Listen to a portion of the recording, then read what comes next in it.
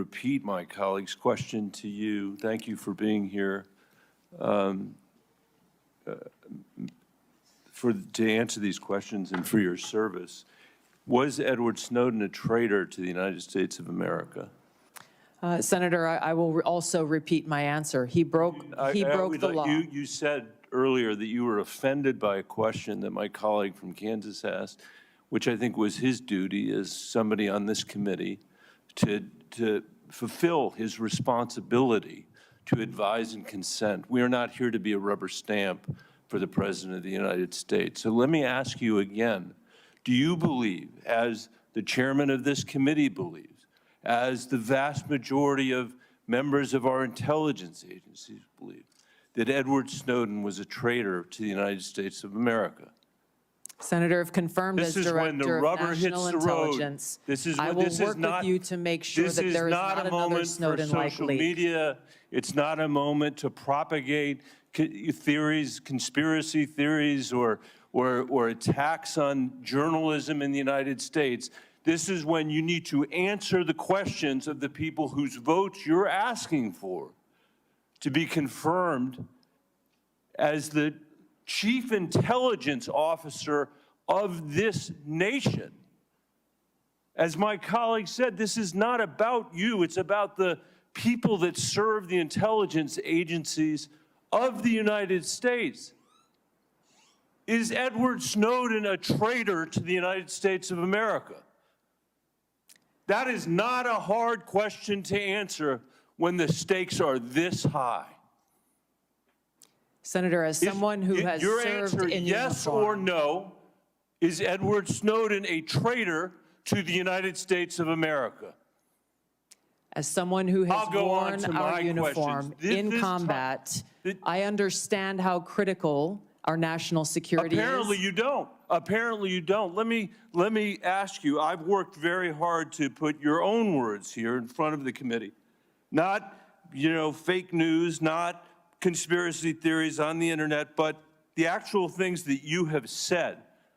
On February 23rd, 2022, at the very moment that Russian tanks were rolling across the peaceful border of Ukraine for the first time, you tweeted at 11:30 p.m. your time, "This war and suffering could have easily been avoided if Biden administration / NATO had simply acknowledged Russia's legitimate security concerns regarding Ukraine's becoming a member of NATO." Did you say that, yes or no? I believe you're reading my tweet, Senator. Yes is the answer. A few months later, you said on your podcast, and I quoted it, quote, "But this regime change war against Russia that the U.S. and NATO are waging via their proxy in Ukraine didn't begin when Putin invaded Ukraine. They had their eyes set on this objective long before that." Did you say that, yes or no? I believe you're reading my tweet. Thank There's you. a lot the answer more. Is yes. You're quoting a podcast that provided much more context. I'm happy to have a conversation with the chairman about whether I'm taking anything out of context. I don't think I am. And your answer is yes. Are you aware that your comments about proxy wars and Russia's legitimate security concerns, to quote your own words, are in alignment with what the Russians have said to justify their invasion of Ukraine? Yes or no? Senator, I don't pay attention to Russian propaganda. My goal is to speak the truth, regardless of whether you like it or not. I'll take it. That's fine. You said you are used to speaking truth to power. Yes. I'm shocked to hear you now say that you are agreeing. I'm not shocked because I know you said it. You are agreeing that you basically said that Putin was justified in rolling over the peaceful border of Ukraine, the first time since World War II that a free nation had been invaded by a totalitarian state. And you were there at 11:30 p.m. that night to say that you were with them, not us. And let me tell you something. You say you don't know because you don't read Russian propaganda.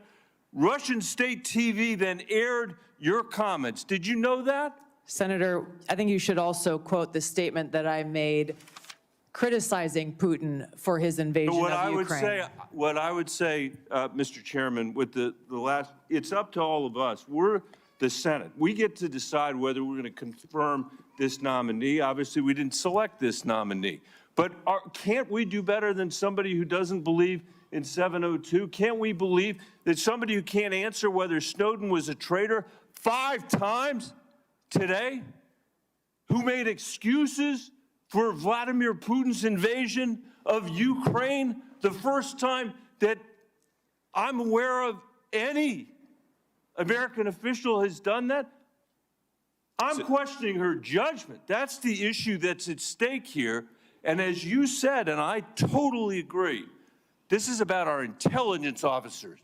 And you cannot answer, most of what we do here is in secret.